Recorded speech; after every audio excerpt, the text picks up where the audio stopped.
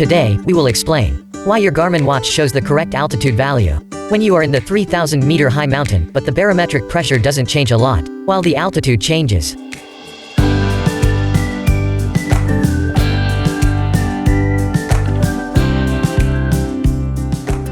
It is because the Garmin barometer shows the mean sea level pressure. If you have watched the weather forecast before, you will know that if the atmospheric pressure of a place is lower, the weather might become worse. If the atmospheric pressure of a place is higher, the weather might be more stable. Besides the weather, another factor that can affect the atmospheric pressure is the elevation. For every 100 meters of rise, the atmospheric pressure drops by about 10 hectopascals.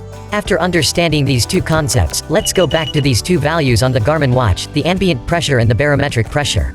The ambient pressure considers both weather and elevation factors. It shows the pressure of your current location. Therefore, the higher the elevation is, the lower the ambient pressure will be. The barometric pressure doesn't count the factor of elevation. It only shows the mean sea level pressure of your location. So that is why the barometric pressure doesn't change significantly.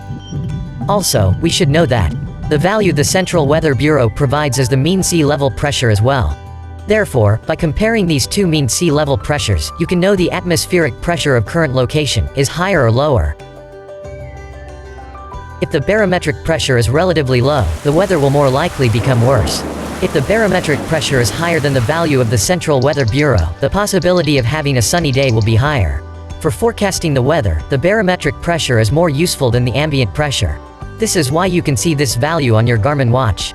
Now I believe everyone knows the difference between the ambient pressure and the barometric pressure.